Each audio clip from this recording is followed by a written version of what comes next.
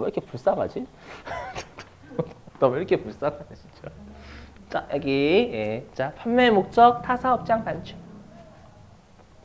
미치고 환장하겠죠 그냥. 자 보시면 자 이걸 또 뭐라고 하냐면 직매장 반출이다라고요. 직매장이 판매 목적인 다른 사업장이죠. 직매장. 직접 판매하는 장소 이렇게. 예. 자 먼저 사례 좀 들어볼게요. 자 근데 조심하실 게 뭐냐면 아까 했던 간주 공급 5가지는 제재잖아요. 당초에 매입세 공제 약속을 어긴 것에 대한 제재죠. 근데 지금 하는 요 가로 6번은 혜택 주는 간주 공급이에요. 미리 말씀드리면. 그렇기 때문에 얘랑 나머지로 꼭 구분을 하셔야 돼요. 진짜로. 해볼게요. 보시면. 자, 공장에서 100원에 매입을 했대요. 100원에 매입을 했고요. 반출은 뭐냐면 출고시켰다라는 뜻이에요.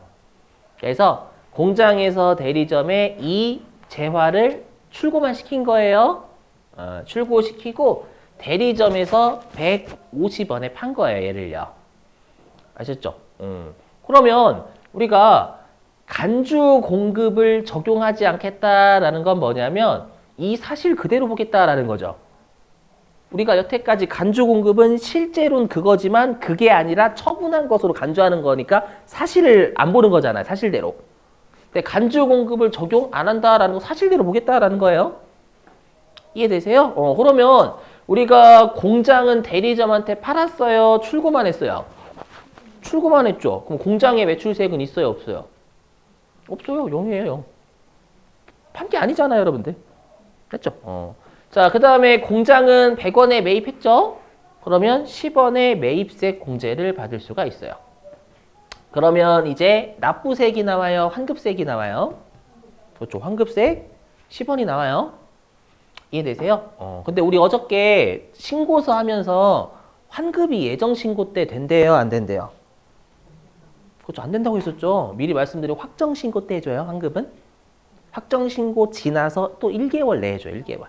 그래서 우리가 오늘이 3월 30일이잖아요. 이게 만약에 요 날짜가 지금 3월 30일이라고 해봐요.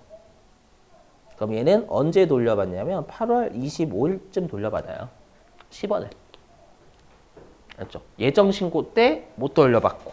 그러니까 4월 25일 날 못 돌려받아요. 그리고 7월 25일 날 바로 돌려받는 게 아니라 한 달 동안 조사해요. 돌려받을 놈이 되는지. 자격은 우리가 확인해야죠. 이해되시겠어요? 이렇게. 자, 그리고 이제 대리점이요. 그럼 대리점은 매출했어요? 안 했어요? 했죠? 그럼 매출세액 얼마? 15원. 그 다음에 대리점은 매입했어요? 안 했어요? 공장한테?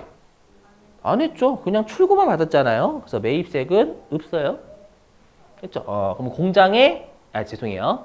대리점에는 납부세액이 발생하죠. 15원이 발생해요. 그럼 질문, 납부세액은 예정신고 때 납부세액은 예정신고 때 안 내고 확정신고 때 낼 수 있을까요? 없을까요? 아까 환급은 예정신고 때 안 해주고 확정신고 때 해준다면서요. 그러면 납부죠. 지금 납부죠? 15원 납부. 그러면 예정신고 때 납부할 건 예정신고 때 납부하지 말고 확정신고 때 납부해. 이렇게 할 수 있을까요? 없을까요? 없어요. 네. 그럼 가산세 뚜죠. 맞아요. 일단. 그래서 얘는 4월 25일 날 내요. 여러분 생각해보세요. 이게 금액이 원이라고 하니까 여러분이 안 와닿으시는데 억이라고 하세요. 억. 대리점은 4월 25일 날 15억을 내고요. 공장은 8월 25일 날 10억을 돌려받아요. 눈물이 앞을 가리죠. 왜냐하면 4개월간의 자금 부담을 한 거예요. 그냥 4월 25일 날 5억만 내면 편안한데 15억 4월 25일 날 내고 10억을 8월 25일 날 돌려받으면 4개월 동안 여러분들 마음 아프잖아요.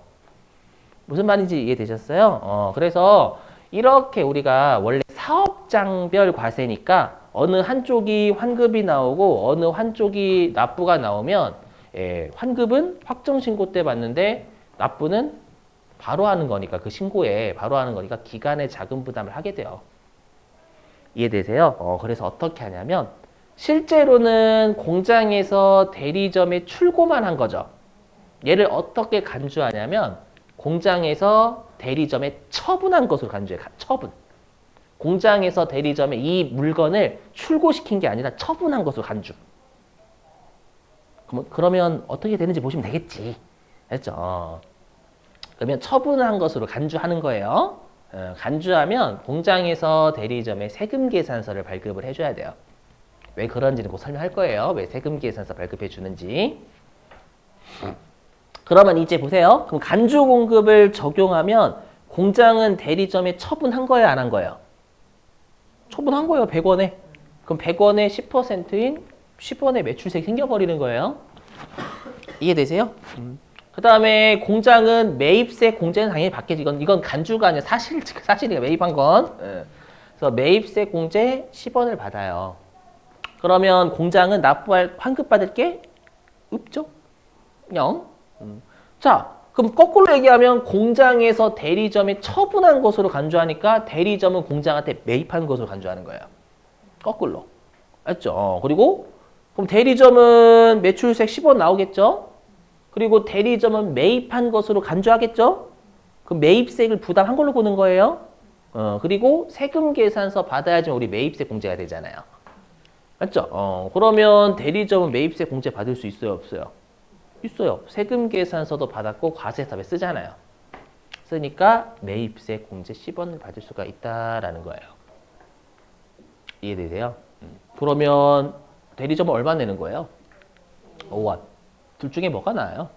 얘는 어떻게 되는 거예요? 4월 25일 날 돌려받을 거 없고 4월 25일 날 5원만 내고 끝이에요.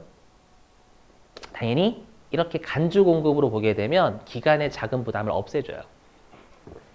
그래서 판매 목적 타사업장 반출은 기간의 자금 부담을 없애주기 위한 혜택 주는 관점이에요. 되시겠어요? 무슨 말인지? 네, 좀만 참으세요, 여러분들. 네, 거의 다 왔어. 그렇죠? 자, 그래서 여기. 자, 이제 말문제입니다. 근데 우리가 간주 공급으로 보지 않는 경우가 있어요. 뭐냐면 첫 번째, 판매 목적이어야 되잖아요. 그러니까 판매 목적이 아닌 다른 목적으로 다른 사업장에 반출하는 건 간주 공급으로 보지 않아요. 알죠? 왜냐하면 판매 목적이야 이렇게 우리가 기간에 자금 부담을 하는 일이 발생해 버리거든요. 그 다음에 동그라미 2번은 뭐냐면 우리 사업자 단위과세 사업자하고 주사업장 총괄납부 사업자가 뭐 하는 사업자였죠? 얘네들의 공통점이 있어요. 어느 한 곳에서 몰아서 내는 애들이에요. 두 곳 이상의 사업장이 있으면 어느 한 곳에서 몰아서 납부하는 애죠. 즉 뭐냐면 자, 이 두 가지 사업자는 원래 공장하고 대리점의 걸 한꺼번에 몰아서 내는 애들이에요. 원래부터가. 그렇기 때문에 굳이 간주 공급을 적용할 필요가 없는 거예요. 됐죠? 얘네들이 아닌 놈들은 사업장별로 돌려받고 납부하고 그러니까 기간에 자금 부담이 발생하지만 얘네들은 원래부터 두 곳 이상의 사업장의 세금을 몰아서 내는 애들이에요. 그렇기 때문에 간주 공급을 적용 안 하겠다라는 거예요. 되셨죠? 자, 진짜 마지막. 진짜 마지막. 자, 그럼 여기. 그럼 우리가 판매 목적 타사업장 반출은 방금 공장에서 대리점에 얼마에 처분한 것으로 간주했어요? 100원이죠? 이 100원은 뭐이기도 하냐면 공장의 매입가이기도 해요. 그렇죠? 그래서 여기 우리가 얼마에 처분한 것으로 보냐면 취득가액이요. 그리고 얘는 공장에서 대리점에 처분한 것으로 간주해서 10% 토해내게 하겠죠? 근데 세금 계산서 줬어요, 안 줬어요? 공장에서 대리점한테. 줬죠. 줬으니까 세금 계산서 발급하는 10% 과세 매출. 그러니까 얘는 유형이 과세인 거예요. 건별이 아니라. 되시겠어요?